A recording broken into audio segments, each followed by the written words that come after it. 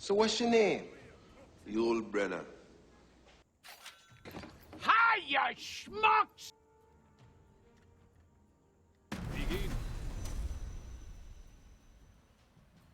Alright, hey everybody, Yullbrenna here with another Relic Arena gameplay video, and this time we are going to be playing Genghis Khan. Genghis Khan is a good leader in the game, one that I would recommend for newer players, and in this video I'm going to kind of talk about what it takes for a newer player to win a game, especially against a top ranked opponent, and in this case it's going to be against one of the top 10 players in the game. So first off, I'll introduce Genghis Khan. If you don't know what Genghis Khan does, let me just move it right here once I fast forward.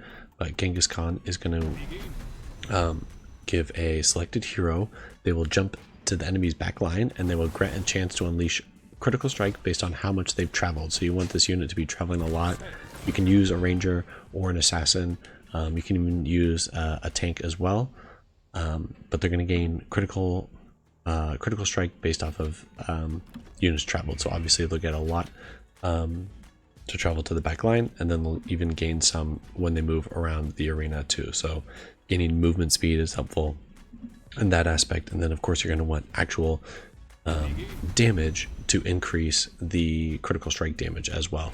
Of course at level 3 you're going to be gaining movement speed, and then at level 5 you'll also be gaining 6 seconds of unstoppable, which is huge if you're having trouble with getting a lot of stuns off against you or things of that nature. So something where you don't always need to go to max leader, but if it calls for it, I would definitely recommend going there if, for instance, you decided not to go with a relic that provides that. So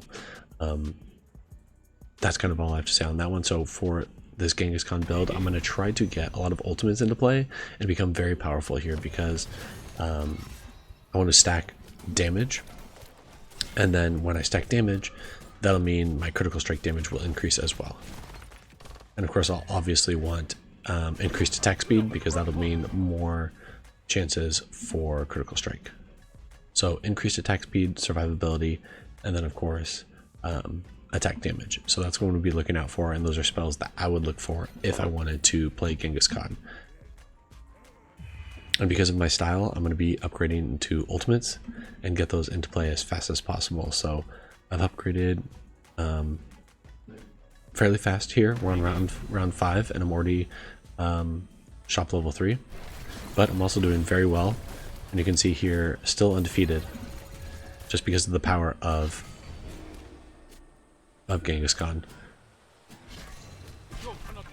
and still doing well. And you can see really all I'm doing is having survivability and attack speed into play with the Zulu headdress, the dagger, and the Mask of Agamemnon.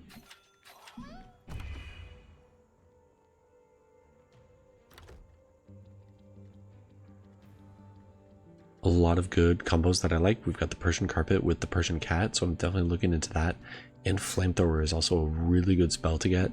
When getting to the back line, it just does so much damage and does a critical strike as well. And you're already doing critical strike damage with Genghis Khan, but I think that also adds, if you want a little bit more damage, you can add that into play. So I went ahead, threw it on there, and let's see how this goes.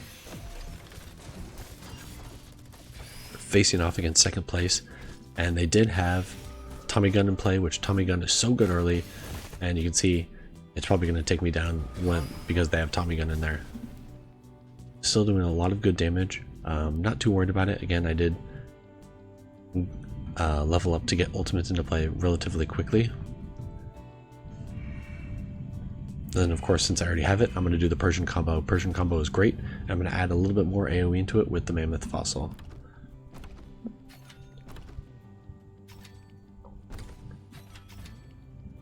Huge play with the flamethrower. So I'm going to go ahead and add in that enemies get less healing. So when I jump to someone to the back line, they can't out heal me, and I'll be able to take them down and survive a lot faster than them.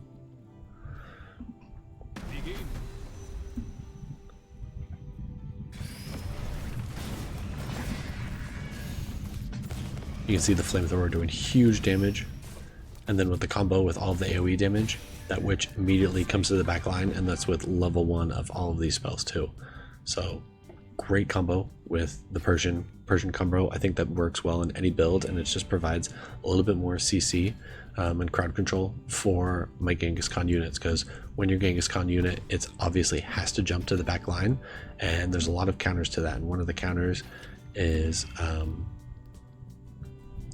to be spells that pierce unstoppable, for instance, something like Head of Hypnos, as well as Orca Fossil, because you're going to be automatically jump to the back line, and now you have that Head of Hypnos that can immediately stun you and just take you down, so you need to look out for that. So I think this Persian combo will counter that, and it'll jump to a somewhat spot in the back line as my Genghis Khan unit and stun them to make sure I don't get locked down.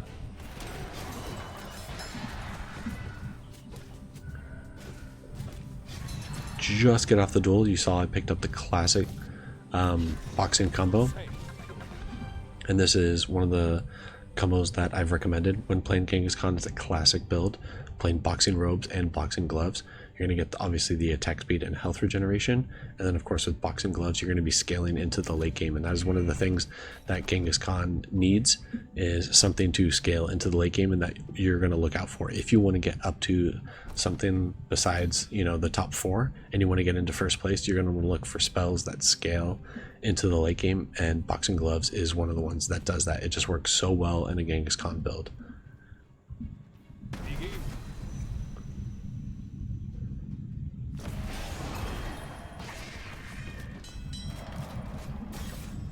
A lot of AoE damage here, and you can see this Persian combo doing fairly well for the time being. Last but not least, I've kind of got a lot of attack speed left over, so I'm kind of just going to throw on a ranger for the time being, and I do want to buff up my unit as well with some survivability with the Tibetan prayer wheel, since I automatically jump to the back line. So I'll just throw that onto the ranger and then give the ranger a little bit of attack speed, and maybe an attack modifier as well. I talked about scaling into the late game and how important that is for a Genghis Khan unit, so I think I might put something like dog tags onto my Genghis Khan unit. So we'll throw that on, and you see I've got a lot of ultimates in play, all ultimates on my Genghis Khan unit.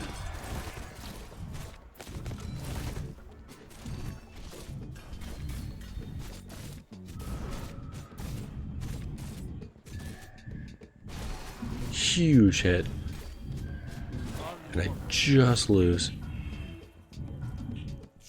to that build, and it's a Hand of Ramses build with Hand of Ramses. Really good scaling on that one. So I've got the Mask of Agamemnon, and I've also got the Scythian Dagger. I probably could use one of those. I don't need PED and Mask, so I'll swap that out.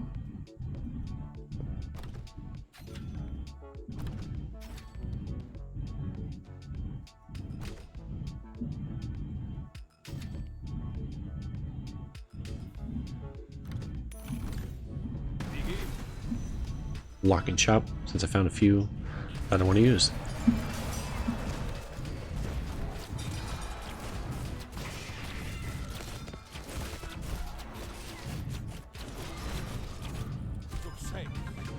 So this player did knock me down. This was 3rd place, but I managed to survive. Actually, the Ankh was huge because my Persian combo almost didn't get off, but because of the survivability with my Ankh, I managed to survive, get off the combo, and I took him down. Persian Cat, I don't need the attack speed, but I like the additional damage, and then I'll probably go with the relic power if I go for it again. And then with boxing gloves, I'm gaining unstoppable for the duration, so I really don't need to go max shop or max leader in this one. So it kind of saves me a little bit of gold where I don't need to get all the way up there, and I really just max leader level 4 will be all I need.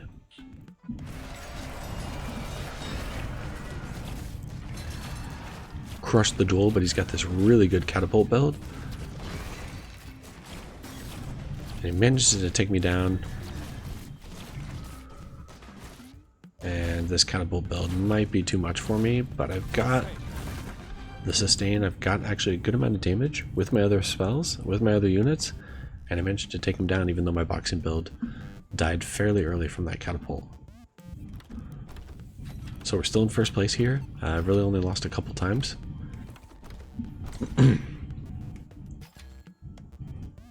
And just focusing on key spells for the time being. I'm at shop level 4, so really I'll just wait till it's a low cost for the shop upgrade. And same with my leader. Huge AoE damage hit. I'm doing so much damage with the Persian combo and this Mammoth Fossil. You know, getting the Mammoth Fossil to its first super means I'm getting the mini stun on there as well, so for big casting items, they're having trouble getting it off. And we upgraded to leader level 3, so now I've got the increased movement speed, very helpful for getting around. I've already got a ton of movement speed, or I'm going to get movement speed from the boxing robes as well. And on a winning streak, it's looking really good here. But we need to make sure we scale into the late game as well.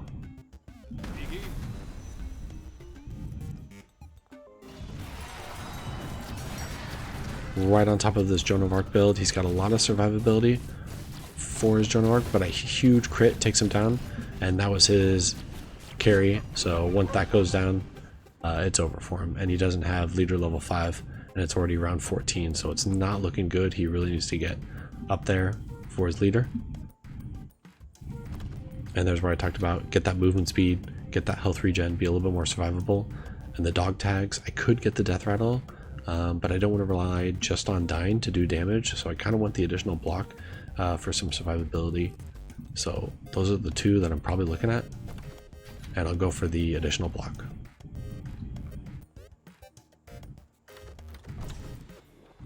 A lot of good spells popping up here.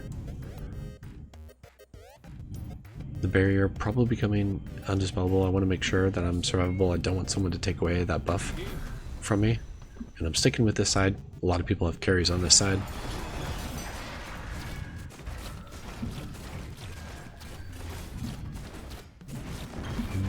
Didn't get the duel off, but manages to kill the carry. And I take this guy down. We're still looking good. First place, mid-game, doing well. And of course, I want to make sure that I'm going into the late game and I can scale into the late game, and that's how I'm going to win first place. So you can see here, focusing on key spells, not going past the 3 on the bear trap. You know, ever since the huge nerf to its juicy, it's not something I want to go for. I'm going to be going for other spells here. Of course, focusing on my carry the best I can.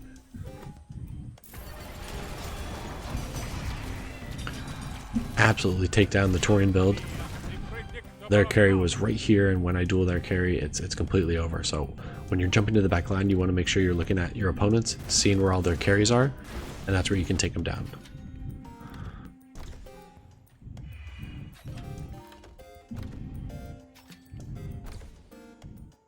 A couple good spells popping up, but I do want to focus more on the carry, so I might go the boxing build. But there's some good buffs with the Mammoth Fossil, so I kind of want to go there on that as well. I'm getting a lot of good damage out of my Persian combo and just this Mammoth Fossil in general.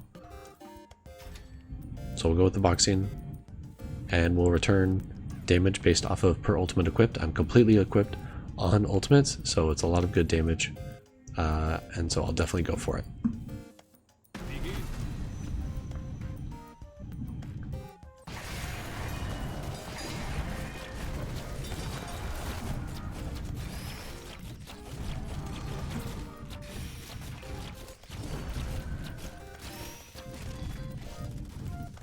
And I have to walk in, and I'm getting slowed, and I just can't get in there in time.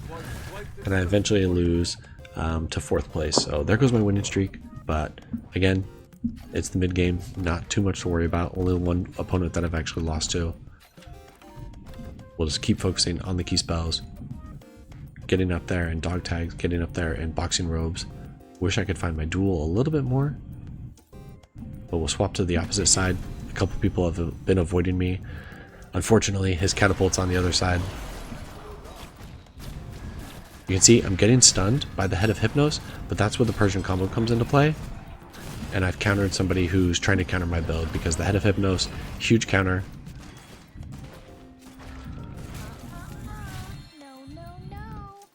And I unfortunately drop again. So a couple of losses here. But I hit some key spells, get up there on the Statue of Liberty, which means I'm getting the increased radius. Really good for disabling frontline. We'll do a little bit more shuffling.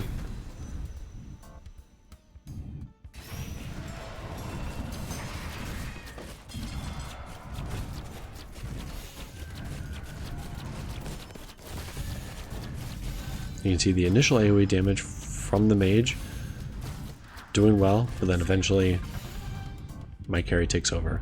So both my backline jumpers doing a lot of good damage here.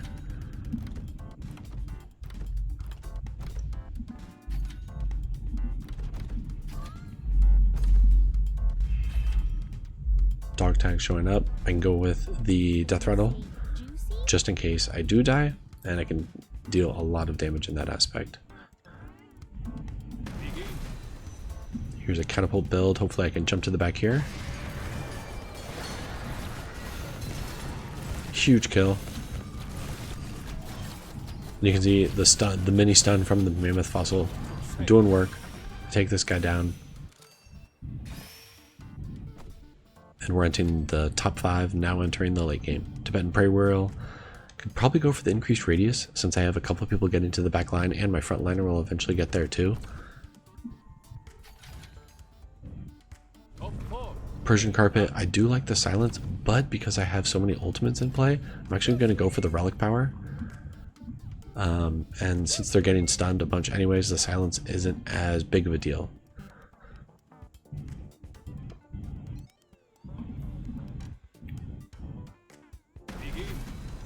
So this Joan of Arc build, unfortunately I'm on the complete opposite side.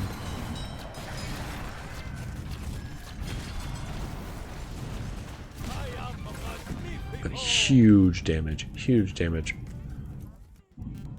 from my unit, and I take down the player that was on a winning streak, and the Abraham Lincoln build went out, and now we're into the top 3 and into the late game. And so this is what separates, you know, a good build from a great build, or just having a good build that doesn't scale, or a leader that doesn't scale. And then now you're getting to how do you get a leader or a unit to scale into the late game here. And that's where I think this build kind of does very well, because you have skills such as dog tags and boxing gloves where I have plus 240 damage. They're going to scale into the late game. And I have dog tags where I'm getting bonus pretty much 1,000 health. So you can see the stun, he can't even get his bazooka off because of the stun from the mammoth fossil. And I take down second place, no problem. And second place, I don't know if you can see, but very good player here. He, I believe, is like 9,000 MMR in the top 10 in this game. So really good sign, but it's definitely going to be a tough one for me. Tesla coil, they have got a lot of good carries here, so I could probably still the attack speed, or I could go with the distance for some added extra damage. So I think both were good.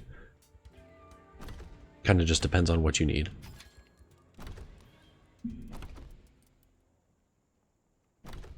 Just focusing on key spells here.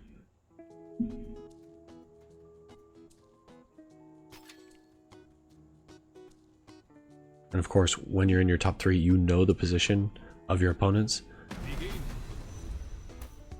This Joan of Arc build, trying to avoid my dueling unit, but I get a lot of stun off, and I'm getting the mammoth fossil off too, which is tons of stuns.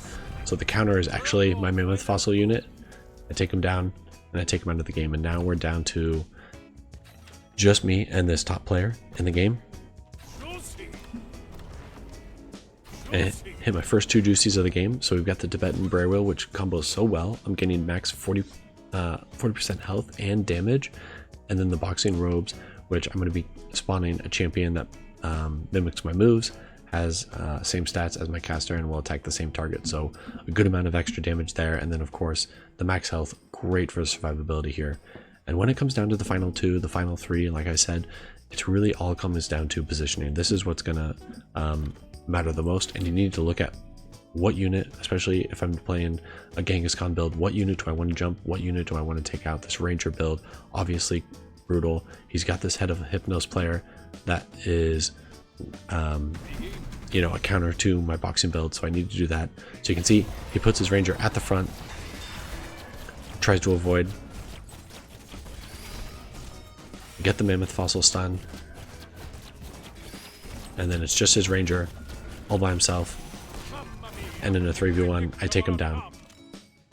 So you can see right here, here's the added damage from the Boxing Ropes ultimate, another 4,000 damage plus the 9,000 damage that I'm doing, so really good on that.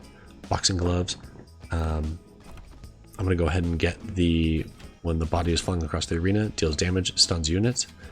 So I'm focusing tons of, I'm going to be focusing mainly on this guy in the back, and that's the key to, really the key is my mage or my witch and my assassin, getting both of them into play. However, this backline ranger actually doing a lot of cleanup damage here, even though not a lot on the charts. Let's see if I can continue a win here. You can see he throws his ranger to the other side. He had a lot of disable, but the Persian combo works very well. And his carry is just a little bit too much for me. You see, even when my ranger is the last one alive, I get taken down. So it's a bit of a back and forth. It's essentially a chess game here at the end, right? You're looking to counter their positioning. You both have great builds. So can you outplay them with your positioning? And sometimes it comes down to those last second switches and just seeing what you can do. I get the Persian cat juicy, which means I'm reducing the toughness of all enemies. Really good, making sure I want to get all my stuns down. You can see he's watching my watching me, looking for any last second switches here, trying to avoid. He keeps realizing that GK obviously going to be jumping to the front line, which means he can move his guys all around.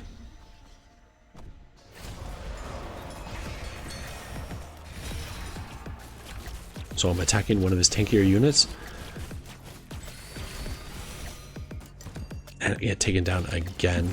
He's got some huge crits from his carry, who has these god relics in play. So lost back to back. I'm still have double the health, but we're getting down to it. I get Mask of Agamemnon, so silencing anybody that comes back to me. He's not really getting to my backline, so there is possibility I could switch it onto my assassin, but I do like my build. I want to get off the Boxing Gloves combo.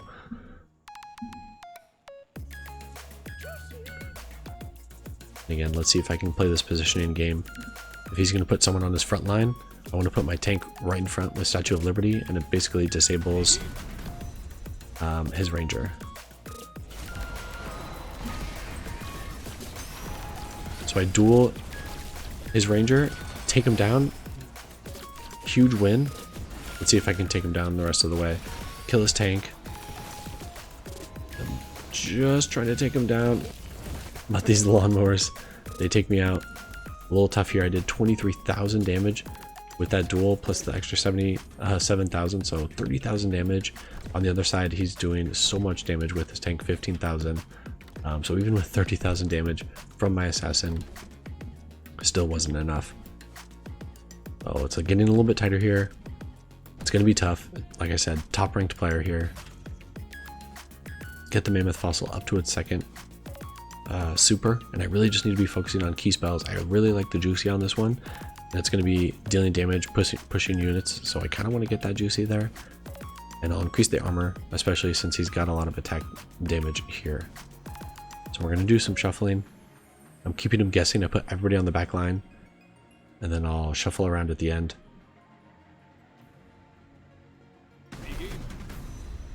Right in front of his ranger here. So I completely disable a couple of his units here, and it takes him down. So that shuffling, he couldn't tell what was going on, although I am getting hit here, but I managed to take him down just barely. So now he's on his last life. I really just need to win one more time. I think that last second shuffle worked a lot. And I was pretty much already there on leader level 4, just some increased damage to take him down as quickly as possible. And that bonus radius to my relics would be nice, so I'll go for it on Persian Carpet. But I get boxing robes up to juicy, so now it's only a 5-second cooldown if I win the fight.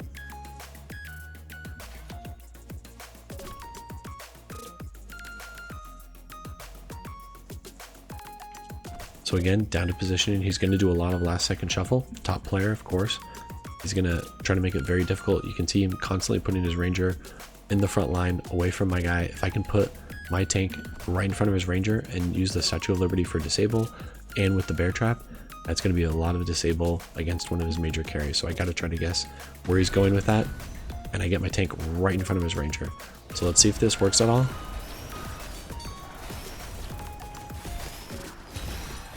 Take down his tank. Tank down everybody.